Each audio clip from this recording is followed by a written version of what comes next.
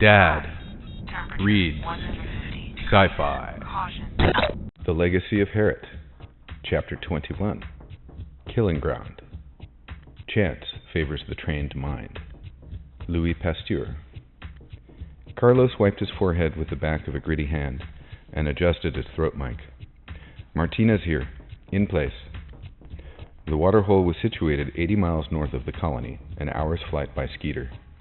Just a wet spot hidden by bushes, 40 feet long by half that wide, one he would never have believed could be 60 feet deep. Some ancient seismic activity had torn the rocks apart, and the Miskatonic had filled the hole. That was long ago. A monster lurked there now. Probably, Carlos reminded himself, but in his heart he knew. You're there, and I have come to kill you. The clearing was roughly horseshoe-shaped, narrowing into an eastern bottleneck where the stream trickled in from the main river. The overflow bubbled up over a western rise of crumbled stone and disappeared into a marsh. Probability 78%. Those words had sounded encouraging back at the camp, but here at the killing ground, with 20 hunters surrounding the hole, that 22% uncertainty looked as big as mucking Great Mountain. In just a few minutes they would know. Carlos stared at the chill depths. Grendel, Grendel, are you there? Grendel, we have come to kill you, he thought. But all that Carlos had seen so far were Samlin flashing like silver shadows. Be here and die. Die slowly. Die and taste death. You okay, amigo? Hendrik Sills asked. Carlos flashed a quick smile at his companion. Si, compadre. He let Bobby's image fade, forgot the still, pale face, and the memory of a last desperate kiss shared beneath a shelf of rock. No mistakes this time.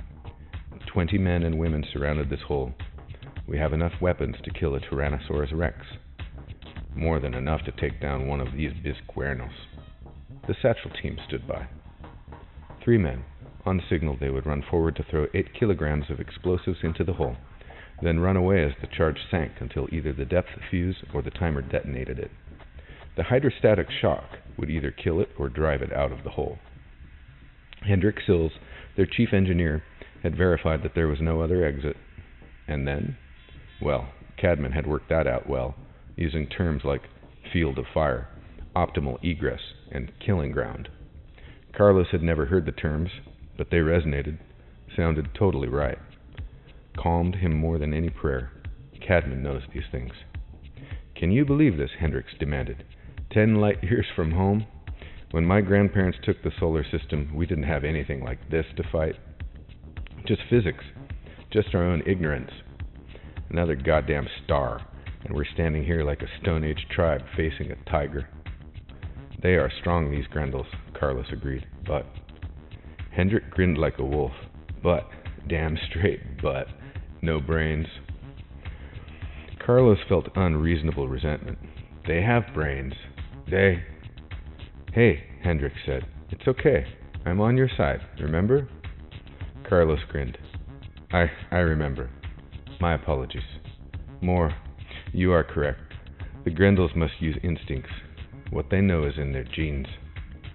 Not so with humans. Once we had conquered all the animals on Earth, we began on each other. We have 10,000 years of war experience. And well enough, Hendrik said. And well enough. The objective is to kill them, and that we will do. His Kompakt spoke. Carlos, this is Cadman. You ready? As I'll ever be, amigo. Let's do it then. All units, general alert. Stand by. The semicircle of armed men and women looked to their weapons, then waited. Alpha team, go. 3 men ran forward, one of them George Marriott, still limping from his burn wounds. 10 feet from the sinkhole they paused. One stood with flamethrower, ready, as the other 2 swung the heavy satchel they held between them. 1, 2, 3, go! The dark brown box arced toward the swampy hole. That's it, the team leader called. Run away! Run away! They were laughing as they rejoined their comrades in the line facing the hole. The bomb splashed into the dark water and vanished. 1, 2, Carlos counted half-consciously. 10, 11. Wham! It came as a surprise, as it always did, no matter how hard Carlos tried to be ready for it. Water shot skyward, water and salmon and tiny crustaceans and mud. Now wait. For about 4 seconds, the water exploded a second time as a quarter-ton of scale and muscle burst from the surface of the water. The Grendel came at an impossible speed over the lip of the sinkhole. It dashed over the flopping salmon that lay at the water's edge. Once it had a firm footing, it paused, black bullet body glistening in the afterlight. Its enormous saucer eyes glared at them, then fixed on Carlos, directly upon him, and he froze in fear and impotent horror. "We can't do it. We can't kill this thing." "Shoot!" Cadman ordered. Someone fired automatically, then someone else. Carlos screamed wordlessly. He forced himself to center the Grendel in the sights of his weapon. It was out of the hole, out and charging, moving at speeds that no animal could possibly reach. Moving so fast that although time had slowed for Carlos, the creature had become faster, so fast that everything happened at once, and he squeezed the trigger. Carlos' bolt exploded in the bushes behind the creature. 3 other hits. The Grendel screamed, then screamed again as it tried to come forward, but tripped over its own severed foreleg. Even then it did not die. It pulled itself up onto the rocks and took off like a good racing car, away from the pain, away from the foaming, smoking water and lancing spears, running east through the shallow stream, toward the safety of the Miskatonic, as Cadman had said it would. "Down!" Cadman's voice was calm and reassuring in the earphones, and Carlos was down. 1 second later, there was an awesome roar, and after that he was showered by dirt and falling rock. 2 big mud drops struck his cheek. "All clear," Cadman sounded cheerful. "Chalk up 1 more." 1 more. "Like I said, no brains," Hendrik said. "They'll always go for the river. Plant some mines and wait." "Would you have thought of that?" I don't know." "Nor would I," Carlos said. "Or let us say it another way. You or I, perhaps we would have thought of the mines, and perhaps we would have thought of whatever it was that we will need when those no longer work. Would you be willing to bet that either of us will think of that before Cadman does? Or know that it is right?" Hendrik stood and shook off the dirt from his coveralls. "Lighten up. Let's go see what we got." "Yes," Carlos stood. "Let us look at our Grendel." His forefinger picked a speck of red flesh, wet red flesh from his cheek. Not a raindrop. There wasn't much. Craters in the dark, splashes of bright crimson, torn alien flesh and bone, a flailing severed tail, ropey red strands splashed against the rocks. Carlos felt a grin pulling his face toward his ears. 20 hunters stood up from their positions around the clearing. All 20 of them. They hadn't lost a single man, and the Grendel was as dead as anything had ever been. "Let's be sure," Cadman ordered. "All units, stand by. Alpha team, move out." Once again 3 men moved forward. One stood with flamethrowers ready as the others tossed the satchel charge into the pothole. Wham! Mud, water, and salmon showered the area. Carlos stood tensely, and nothing happened. "All clear," Cadman said at last. He left his command post and came over to Carlos. "And that's what I call ballin' the jack." "Damn straight, amigo." Carlos raised his weapon. "Damn straight." The victory cry built deep inside him, rolling slowly up through his chest and out of his throat like the cry of a more primitive, more basic animal. The others joined in. 20 hunters, screaming to the cloud-muddied sky. The glory and perfection of the moment connected them with a simpler time. They were alive, and the enemy was dead. Its limbs and guts spread before them. Still, the timeless scene seemed somehow incomplete. This was the time when the shamans, the ancient men and women of the village, should scramble out from behind the rocks, should examine lengths of twisted gut, stare into the scarred and lifeless eyes of a foe, and speak of the signs within. Eat handfuls of jellied brain, and sing of dark portents and bloody dreams. Then again, he realized that he didn't need diviners to tell him the future. Here on Avalon, mankind was the future. The howls from 20 throats rose to the sky. Jerry sighed in disappointment as he examined the gutted corpse. There was salmon meat in its belly. Jerry identified parts of 3 salmon, 2 nearly dissolved, 1 nearly fresh. Now we know. Nothing protects salmon, Jerry said. No great secrets here at all. So why are they still around? Sylvia wondered. They probably breed faster than hell, and there aren't enough Grendels to wipe them out. That's good news, I guess. There is a limited number. Something attracted Jerry's attention. Above the creature's staring eyes, he moved his tweezers under something and lifted. 1/2 meter of limp tubing rose from a cleft in the forehead. I'll be damned. Will you look at that? It's got a snorkel for breathing underwater. Here, you can see where the blood vessels filled to lift it. Just like a penis. Sorry, Sylvia said. We're out to kill them. You're starting to admire them. Know your enemy. Once the technique was devised, the killings themselves became almost routine.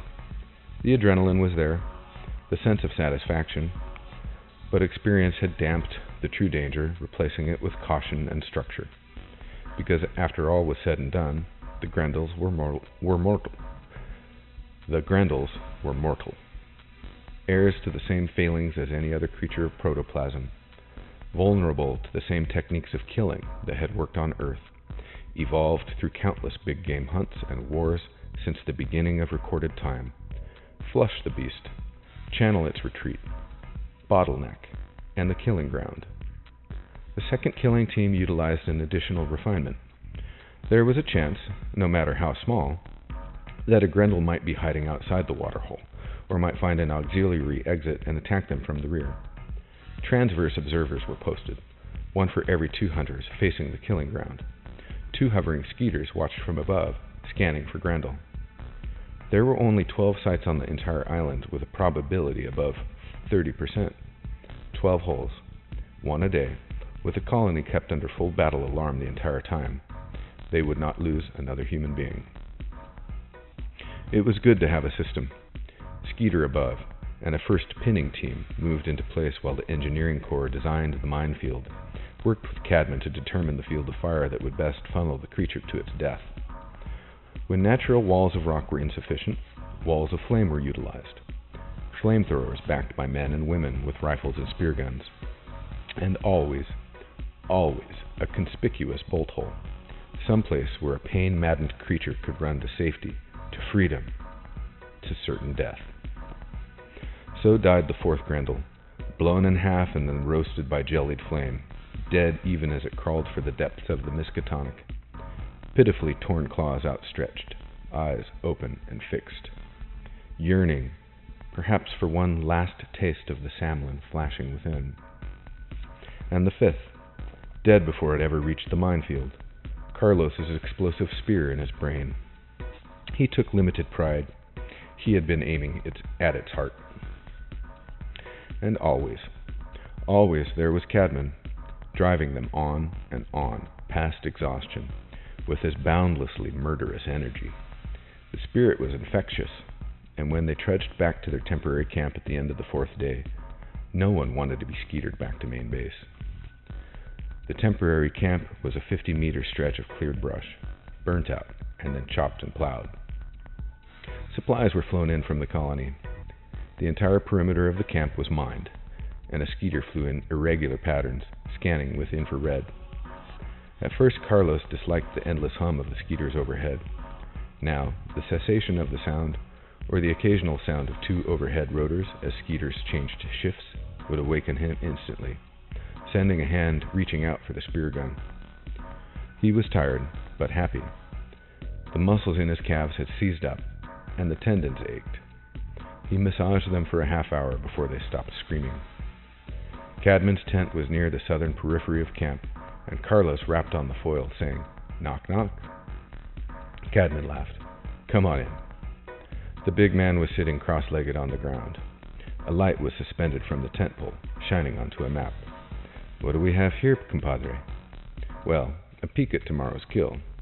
We've identified the monster here, smaller than the others. It's the southernmost beast.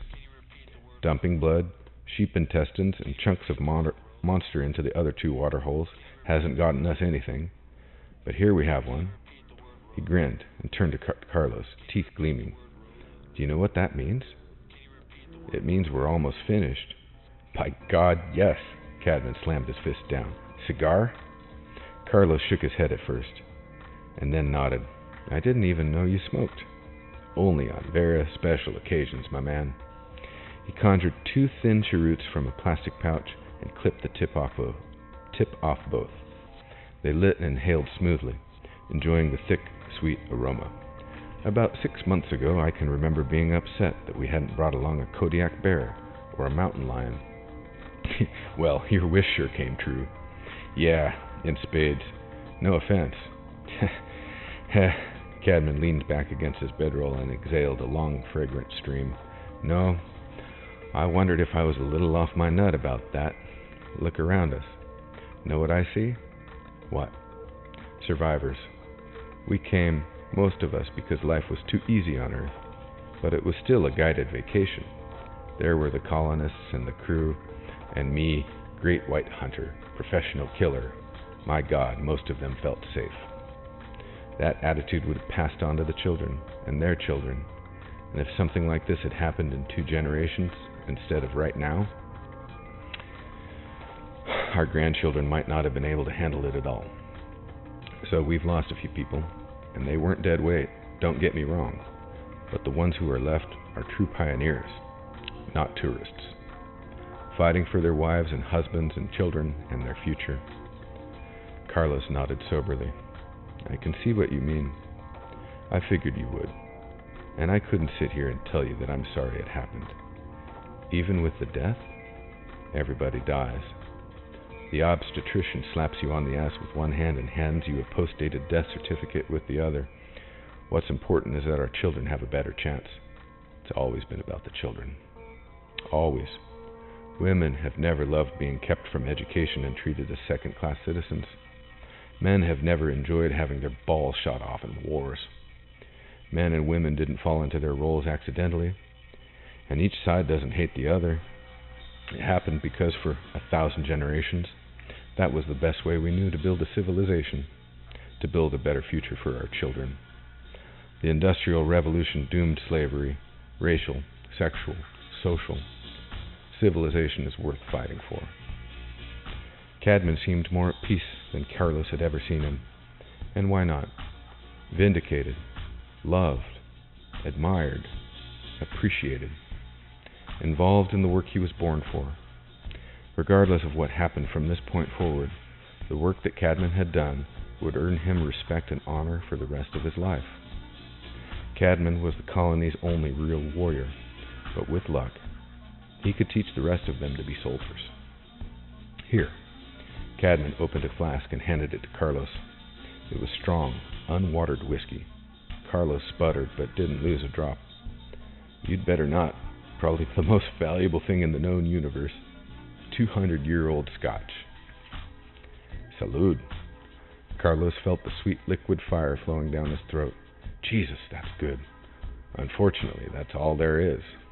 Yeah, things could be a lot better. Sadness clouded his face as he drew deeply on his cigar, but he relaxed as he exhaled a misty wreath around the lamp. But do you know something? What? Compadre, they have been a hell of a lot worse.